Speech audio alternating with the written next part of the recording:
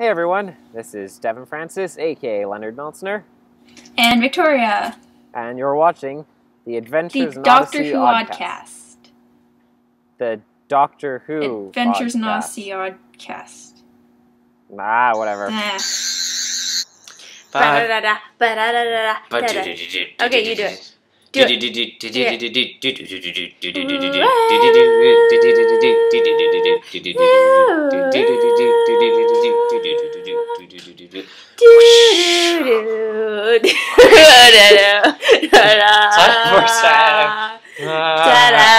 Don't fall off the chair. I was like, why isn't it moving over on the webcam? But I forgot it's backwards.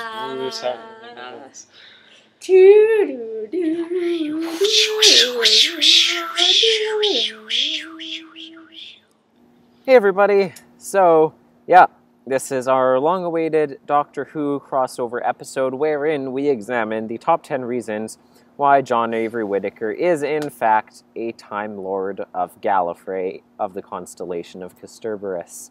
So, if you're not a Doctor Who fan, then why are you here? You're probably not going to understand anything we're talking about in this episode, so non-Whovians, you can just take that right now. You can still watch it if you want to, but you probably won't understand most of what we're talking about, and there will be spoilers about things both in Doctor Who and from Adventures in Odyssey in this episode, so keep that in mind as well.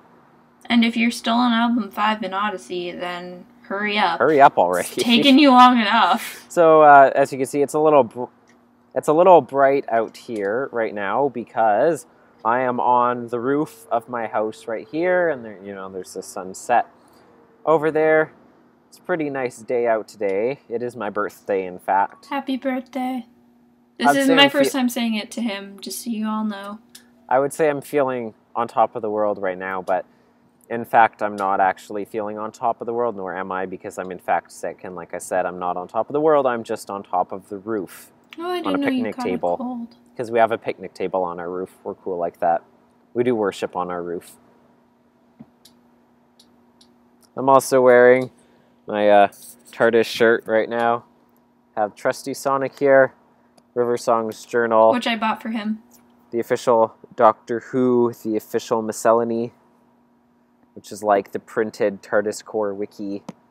And Victoria also has some Whovian attire. I have my Matt Smith sonic screwdriver, my TARDIS blue shirt, my cool jacket, my keep calm, I'm the doctor, wrist Remember, they can bracelet. only see what's right in the middle of your screen, Victoria. Yeah, my keep calm, I'm the doctor thing, and it has a TARDIS on it, my dope link, and it has a weeping angel. Trust me, it took a little bit of convincing, well, self-convincing to buy that one. And bow ties are cool, and it has a bow tie, which is hard to see. So yeah, as most people know, we're big Whovians as well as big Odyssians, and I don't remember when exactly it was on the TOO that I first encountered the idea that Whit is a Time Lord, but the point is, it basically explains tons and tons of incongruities about Whit's life and makes lots of things make way better sense, and overall it's a much more parsimonious explanation for his character than the fact that he is simply Homo sapiens sapien. So we have our top 10 reasons that we believe that Whit is a Time Lord. I should explain, even though there's special formatting for this episode in that it's a top 10 video, it is technically also our Headcanon #1 video. His Headcanon. Just to explain quickly that term, for those who don't understand it.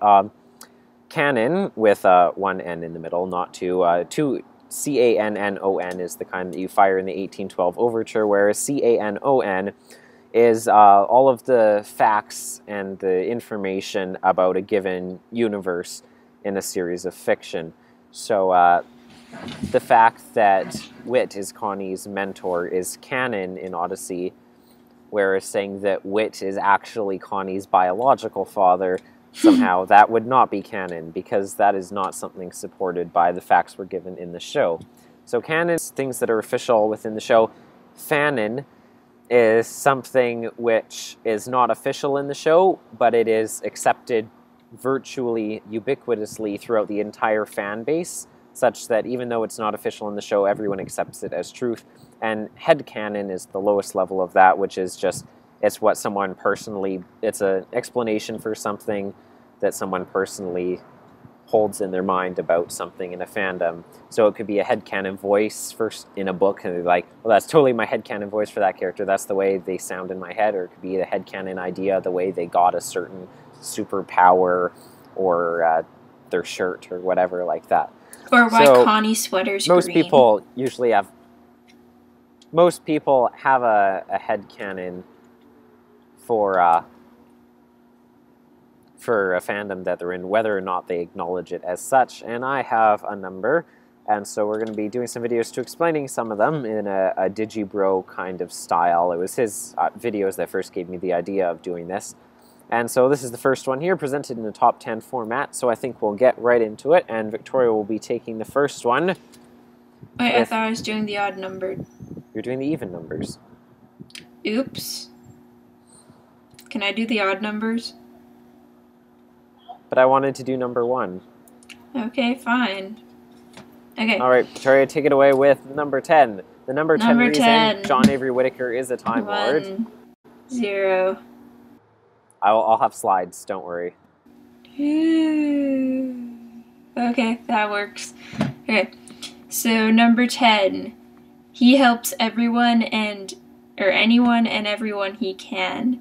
Whit never turns down the opportunity to help someone, and whenever he sees a need, he strives to do all he can to fix it, no matter what the cost, even if he doesn't get any money for that ice cream he just gave away for free. Yeah. Well, this isn't exactly a very Time Lordish characteristic. It is a very Doctor-ish characteristic. But we're not trying to say that Whit is the Doctor, because that wouldn't make any sense. But Devon thinks that the similarities to the Time Lords as a race, and not the connections to Gallifrey's most famous son, not to mention, is unfair, as they are just yeah, there are some things that are similarities to the Doctor himself and not Time Lords as a whole, but I figure I should mention them all together, because you know it's kind of in the same boat. So that's number 10. He helps anyone and everyone that he can whenever he can. Reason number 9 that Whit's a Time Lord. He has lots of young friends that he mentors and takes on adventures. I should note that this is a countdown, meaning towards the bottom these will get much, much more compelling, because these are pretty weak reasons so far, but we're just making our way down the list. So, like I said, the Doctor has many young friends that he mentors and takes on adventures. The Doctor has had innumerable companions over the years, from initially his granddaughter Susan and her school teachers Ian Chesterton and Barbara Wright, to Romana and Adric, Sarah Jane, Leela, Ace, Rose, Martha, Donna, the Pawns, many, many others, and currently Clara Oswald, the Impossible Girl. In the same way, Whit has almost always, had a companion with him on his adventures, whether those are adventures he's having at home in Odyssey, like Jamie Martin, Tom's niece, adventuring with him in the Case of the Secret Room, or Lucy Cunningham Schultz adventuring with him in The Mysterious Stranger, which is actually what my roommate is listening to right now. I got him to listen. It's the first episode of Odyssey he's ever listened to, and he's doing that right now in our room. 2 companions for adventures when he is out and abroad, such as Connie with him in Waylaid in the Windy City, or Eugene with him in the Cross of Cortez. Some companions leave, some grow up, some stick around. Sometimes they break his heart, like in A Bite of Applesauce, but he's always the better for having had them. That line! Yes, you took that from the show. When I read that in your notes, I almost cried. That line is so Victoria, sad. Number 8. Okay. So, has an arch enemy that looks like the Master. So, even though the Doctor and Whit have both had many different enemies over the years, from the Daleks to the Chairman, to the Weeping Angels, to Mr. Groat, to the Cybermen, to Dalton Kern, who is more Leonard's enemy, but anyway. Their most prominent villains, well, the Doctor's most prominent villain is the Master, and Whit's is Dr. Regis Blackguard. So that's how they say it in the show. If you're Mustafa. Yeah. So right now you're probably seeing a picture of the Master in one of his many regenerations from the classic series of Doctor Who. So this is his most iconic regeneration, possibly second to how he looks in the new series. And the second picture you're seeing is Dr. Blackguard from the cover of the Blackguard Chronicles compilation album. So you can immediately see the various similarities that they have, especially the fact that they both have black and white striping in their hair. And Blackguard with his at the top of his hair, and the Master with his in his beard. Another noticeable fact is their amazing propensity for never dying. So the Master always seems to have a way to bring himself back from death, above and beyond the regular methods of a Time Lord. Even though he was killed and cremated at the beginning of the Doctor Who movie, or Enemy Within, his slimy snake spirit thingy, I'm still not sure what that was, made its way into a new host body who looked like the guy from Terminator 2 to try and mooch off the Doctor's remaining regenerations. He died again. You saying... I think Skype is kind of cutting in and out. You are saying all of the syllables there, right? Yeah. Okay, good. It won't matter if it's cutting in and out then, because you're recording you and I'm recording me. Go on. Okay, so then the Master died again, and he fell into the TARDIS's Eye of Harmony. So then the Time Lords later brought him back as a last resort in the Time War. At the end of the Series 3 finale, he was shot by his wife, can't remember what her name is, and his body burned on a funeral pyre. Mrs. Saxon. Yeah, Miss Saxon. I know she has a first name, but... I know. But his ring survived the fire. So with that, he was brought back to life by a third time by some weird stuff like Time Lord voodoo, which he created because he suddenly has this random cult of like monks or something. I don't know, it's never explained. It just happens, and it's one of the weirdest things from the show. So then Blackguard also has been killed by his own bomb in the tunnel under Whit's End at the end of album 25. Later, it was revealed that he had uploaded a digitized version of his brain into the Imagination Station during his reign over Whit's End in Darkness Before Dawn, so that his personality could be inside the machine, lying dormant as a virus until it detected a suitable mind to imprint itself upon with the dangerous neurological faculties that... yeah. I just want to say facility everywhere that the station possesses. And even in I Slap Floor, one of my least favorite episodes, he had another way of coming back because he, revived himself randomly. It never happened, though, and he's suddenly Richard Maxwell, and it makes no sense, but, yeah. The episode never actually happened, but it still makes the point that both of them still, they keep coming back and back no matter how many times you kill them. Which is a lot. All right. Reason number 7. Whit has impossible technology. The Imagination Station, the Room of Consequence, the Transmuter, even applesauce, the Gallery. Whit is a never-ending source of fantastic inventions that defy even the wildest flights of fancy. Ever since the late 80s, Whit has been openly using technology in his shop, which is still miles beyond the most advanced computers of today. His work with neurological immersion and AI is far beyond anything which exists on Earth even today.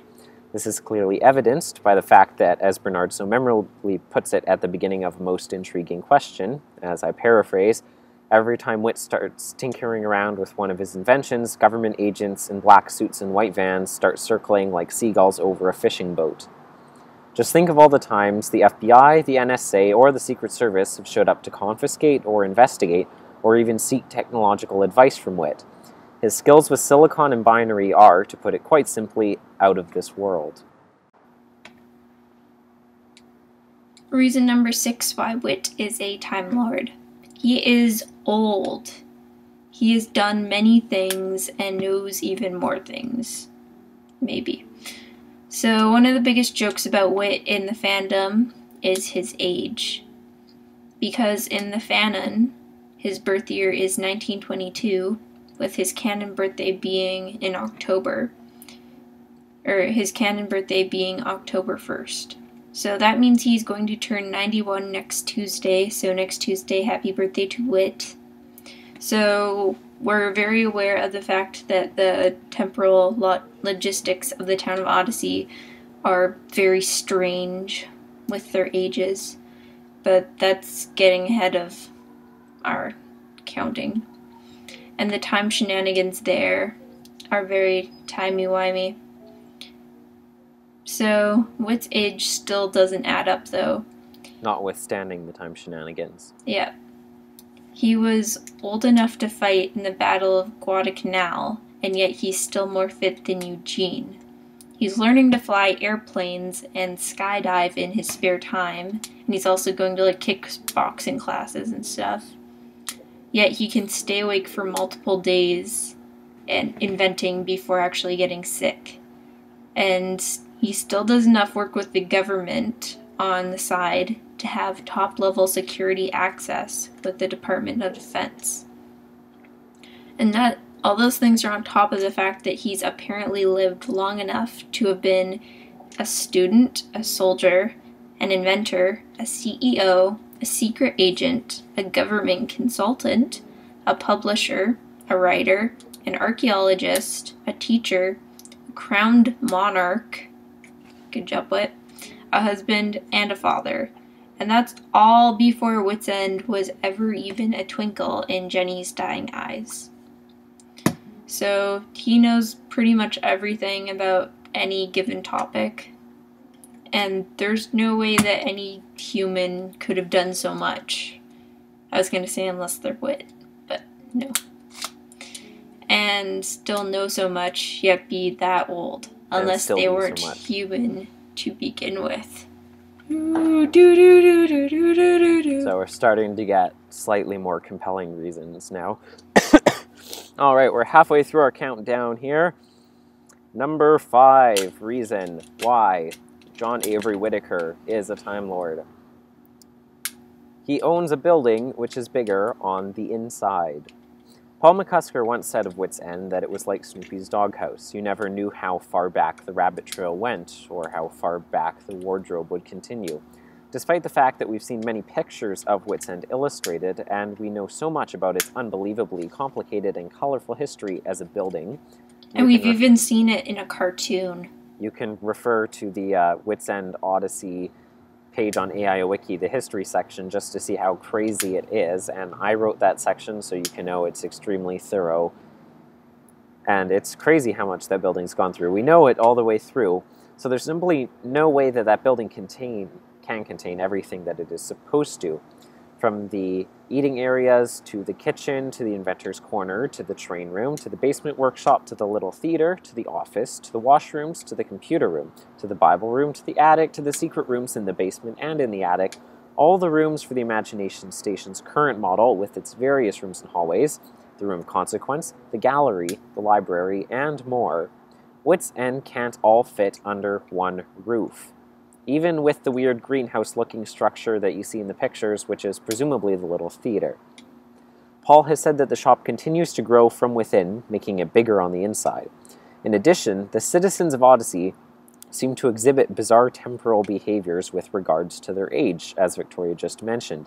Some do, some don't, some age quickly, and some slowly. One could easily argue that Whit's End is in fact a massive TARDIS, and it's leaking the time stream into the town itself, causing very weird aging effects across the municipality. And it actually fits very well with the Doctor's description of the symptoms of a dying TARDIS, which he gives in the name of the Doctor when they're on Trenzalore.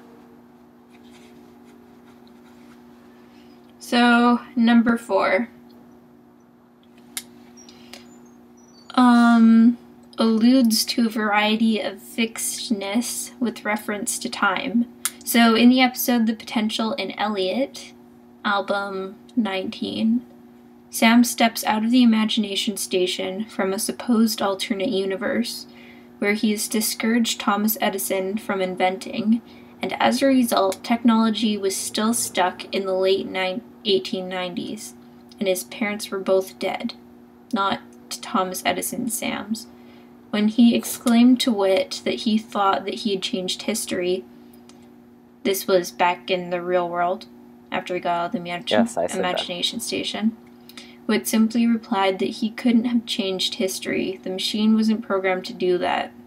While most can simply shake this away, that the machine could never change history, as it's simply virtual reality. Away, I mean.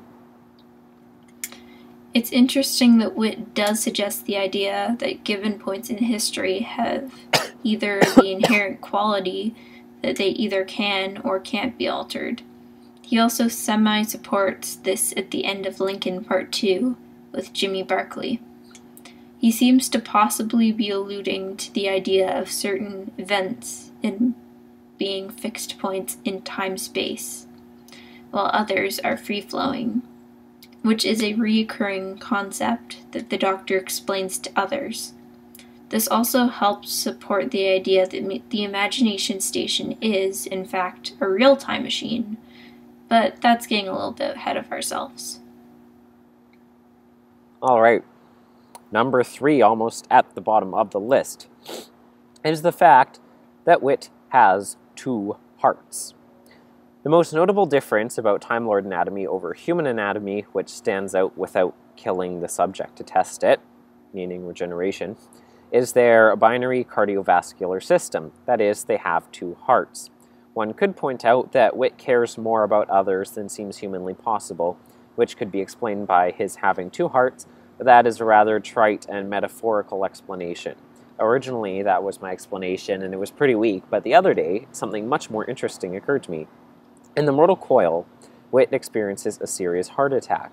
He immediately passes out, goes into a coma for about 24 hours, even flatlines for a while, and eventually wakes up.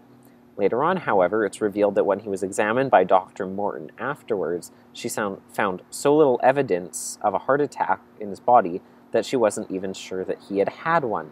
Now, why would this be? Could it be perhaps that he has 2 hearts and the heart attack was in his right heart? Because he was nearly killed by the experience, but when the doctor checked him out, she found scarcely any evidence of a heart attack. So could it be she was examining the heart to his left of center, where any normal doctor would examine any normal human heart? Because if she did, she would have found very little evidence, as this heart performed just fine. And any evidence maybe that she would have seen, just a little bit, would have been the extra strain on the left heart, trying to make up for the dysfunctional right one until it started again 24 hours or whenever later. And that's exactly what happened. She didn't find the evidence of a heart attack because she was looking at the wrong heart, because she thought he only had 1 heart. She thought he was human after all. It's something we've also seen happen to the Doctor in exactly the same way, such as in The Power of 3, and a couple other times where he has also experienced a heart attack in one of his hearts. Although he pulled through it better, like not going into a coma or anything, due to the fact that he has a much healthier body than Whit in his 11th regeneration. Okay, so Whit has regenerated twice, which makes me hope that he isn't actually 91, because if he is, that is kind of sad. Yeah, he is obviously much older than that. Yeah. So, as almost any Odyssian knows, John Avery Whittaker has had 3 completely different voice actors over the years. That's not what I wrote. Yeah, it is. No. In addition to having 3 different voices... I said voices. We're being in character with... Alright, 3 different voices, not voice actors. In addition to having 3 different voices, one would notice that Whit has had 3 essential appearances over the years, as shown above. The changes in voice and appearance occur suddenly and without any explanation within the context of the show. What's more is that going from the second to third voices/bodies, Whit actually seems to become younger. This is perfectly identical to a way that a Time Lord regenerates, suddenly changing voice, body, even slight personality changes when they die. The fact that what has... It's supposed to say what? You put what? I know. It's the supposed fact to say that what has undergone not one, but 2 regenerations on the show could be ample proof of his Time Lord lineage. On that note, see also James Bond. You think James Bond is a Time Lord? I'm not saying that. I'm simply pointing out that he is also a character who has had many, many different faces over the years. You think James Bond is a Time Lord? That's not what I said. Okay. Okay. Here we go. Number 1 reason. Sorry again about the lighting. Like I said, it's the sunset here. The lighting is not ideal. Okay.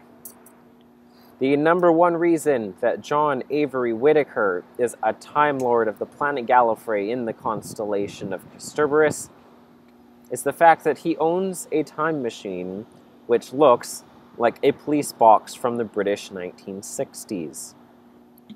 While there are many other points that are very strong towards Whit being a Time Lord / the Doctor, the strongest one is undoubtedly the fact that he actually has a machine that shows people anywhere in time and space, and that said machine has once looked like a 1960s phone box. The Imagination Station is one of the oldest and most notable staples of Adventures in Odyssey, giving characters a glimpse into history in the Bible in a number of different ways. While it doesn't appear to be a real time machine, as was mentioned in number 4, Whit has alluded to the idea that the machine may still be capable of changing history. The machine, up until the 2008 hiatus, was always seemingly bigger on the inside, even before someone left on their adventure. To look at the Imagination Station on the album 44 cover, Eugene Returns, and then remember back 5 seasons earlier, when he was describing that same one in the picture, one would recall that in The American Revelation Part 1, Whit claimed that the model shown here can fit up to 10 people inside, and that is still not including the scanning chamber, which is another room still inside that model, where one can scan in media and enter the worlds of Sherlock, Myst, Kingdom Hearts, or Homestuck. Based on Marvin's declaration that the chamber resembled a high-tech restroom, it can be assumed that the scanning chamber is a little bigger than a cupboard. Needless to say, we're talking about some TARDIS-like technology here, on top of the fact that it's situated upstairs in Wits End, which is already using TARDIS technology in and of itself. The real kicker on this point that boosts it to the number 1 spot is the fact that the station has gone through many different appearances through the years. From, and I quote, old time machine like one in the comics, as Digger Digger Dig Willow states, to resembling a big hot water heater on its side, as put by Nicholas Adamsworth, to the iconic helicopter cockpit design, which seemed to reign from Jack and Robin's adventure with Elijah in album 6, all the way through album 44 and beyond, until he changed it to the big room design, where it's seen on the cover of album 44, as mentioned earlier. Apparently Whit liked this particular design enough, enough that he kept it even after he built the new one in album 39. The reason that he built a new one, I won't go into that because spoilers, but... Wait, what was the reason? I can't remember. Tell me later. Now, the station is a bunch of interconnected rooms currently, doors and hallways, which only speaks more still to how TARDIS-y Wits End really is, that it can simply accommodate such structures. The point here is that at one point in time, the Imagination Station looked like a British phone box from the 60s. Right now, you're currently seeing the British edition cover of the first Adventures in Odyssey original series novel, and in it, we can see the TARDIS resemblance. That's the Imagination Station right there on the cover of Strange Journey Back. And it is a red 1960s British phone box. Even in, if we want to go to the canonical audio episodes, In A Code of Honor in album 22, Jason and Jack are looking through the workroom in the basement. Jason stumbles across designs for the Imagination Station during that period and notes out loud how it looks, and I quote, looks almost like a phone booth. And Jack replies he's got the impression Whit's done several different versions and designs over the years. But we all know Whit hasn't done those. The TARDIS came up with them with those as different desktops. Yeah. So, in summary, our reasons, want to go through them on our own, Victoria? Number 10? Number 10, he helps people. Number 9, lots of young friends that he mentors and takes on adventures as his companions. Number 8, he has an arch enemy that looks like the Master. Number 8, he has impossible technology. Number 7, he has impossible technology. Number 6, he's really old. And he's done a lot and knows a lot. Number 5, he has a building which is bigger on the inside. Number 4, he talks about fixed points in time, kind of. Number 3, he has a binary cardiovascular system. He has 2 hearts. Yeah. Number 2, he's regenerated twice. At least twice. And number 1, he has a time machine that looks like a 1960s British phone box. I just thought of something. What if Whit is James Bond? Obviously. So, if we have not yet convinced you that John Avery Whittaker is a Time Lord, then you should probably watch this whole episode again, because I don't know what you're watching, because I think we provided some pretty solid proof here. So, hopefully you enjoyed that episode. I had a lot of fun writing it, and Victoria didn't have quite as much fun reading it on camera. I'm not good at reading things out loud. So, next week, we will be reviewing only 1 episode, as opposed to the regular 2, because right now in the pairings of episodes, it would go Big Trouble Under the Big Top, Life Expectancy Part 1, then Life Expectancy Part 2, and Part 3, but we want to keep the multi-parter together. So next week we will be doing Big Trouble Under the Big Top, and then the 2 weeks after that we'll be doing all 3 parts of Life Expectancies together. Oh my gosh, Devin, if Whit actually was James Bond, it'd make so much sense. It'd explain all his government stuff and like Jason and everything. That's already explained, but that would also be another explanation. Oh my gosh, this is a thing. So, thank you for joining us. Hopefully you're welcome. A fun time, and we had a fun time. So hopefully if you're a Whovian, you're just being all excited about the fact that we finally have a comprehensive and well-explained list of the reasons, because it's usually something that gets mentioned and kind of hackneyed back and forth on Facebook and then TLO, but not really put into a lot of detail. So, there you go. Thank you for joining us on our side of the YouTube. I've been Devin.